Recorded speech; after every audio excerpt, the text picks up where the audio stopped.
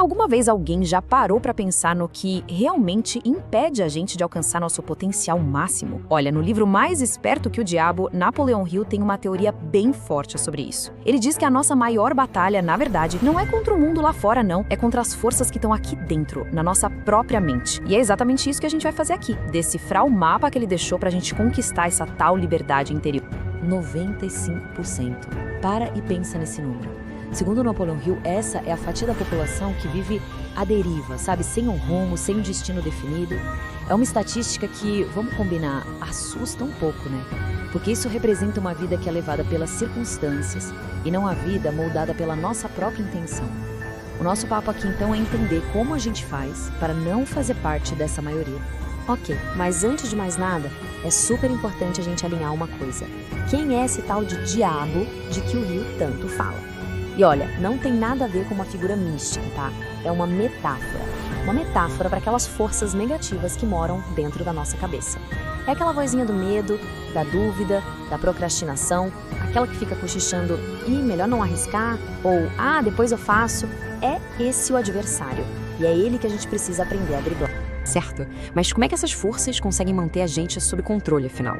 O Hill, ele basicamente identifica um arsenal de ferramentas mentais que esse nosso inimigo interno usa para deixar a gente paralisado. Então, o que a gente vai fazer agora é justamente isso, abrir essa caixa de ferramentas e entender como cada uma funciona. E a arma principal desse nosso inimigo interno são esses 6 medos universais aqui. Eles são tipo a raiz de quase toda a nossa paralisia. Pensa bem, o medo da crítica, por exemplo, enterra ideias incríveis antes mesmo delas verem a luz do dia.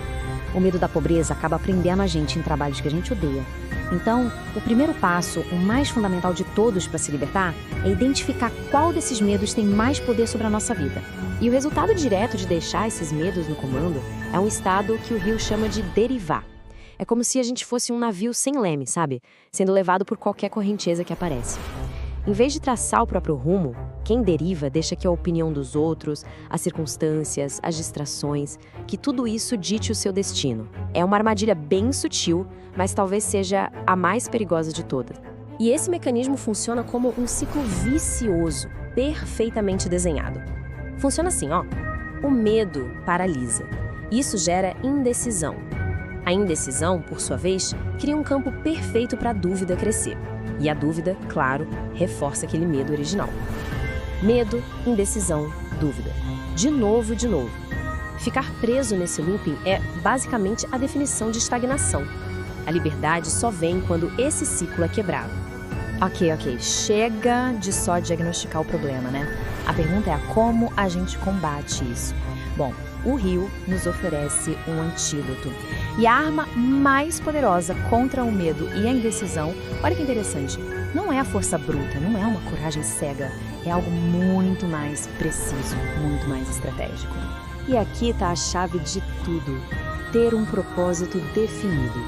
É isso que separa uma vida de reação de uma vida de criação. De um lado tem a passividade de quem aceita qualquer caminho que aparece. Do outro, a força de quem sabe exatamente para onde está indo. Ter um propósito é como ter uma bússola interna, sabe? Pode vir a tempestade que for, a direção continua clara. Só que, claro, não adianta só ter o destino marcado no mapa. A gente tem que construir o navio para chegar lá. Então agora a gente vai falar sobre como forjar as ferramentas mentais para proteger e executar esse propósito. É sobre transformar a mente, que antes era uma adversária, na nossa maior aliada. O Hill revela aqui uma corrente de criação que é muito clara, não tem como negar. A ideia é que a gente não é vítima do destino, nós somos os arquitetos dele. E tudo começa com um único pensamento. Esse pensamento gera um estado emocional. A repetição desse estado cria um hábito. E os hábitos, no final das contas, moldam o nosso destino. Ou seja, um pensamento de confiança pode levar a um destino de sucesso. E claro, o contrário também é verdade. E a grande batalha, no fim das contas, acontece no campo das pequenas escolhas diárias. Todo dia a gente tem uma bifurcação na nossa frente. De um lado, hábitos que constroem liberdade. Do outro, hábitos que reforçam a tal da deriva. É ler um livro ou ficar rolando feed? É fazer exercício ou procrastinar? A pergunta fundamental que a gente precisa se fazer é: os hábitos de hoje estão construindo o futuro que a gente quer? O Hill também aponta o dedo para uma falha que ele considera crítica na educação formal. Ele diz o seguinte: a escola ensina a gente a acumular informação para passar em provas, mas raramente ensina a gente a gerir nossas emoções, nosso tempo, nosso dinheiro. Para ele, a educação de verdade é aquela que nos dá autodomínio. São aquelas habilidades que preparam a gente não para uma prova, mas para a vida.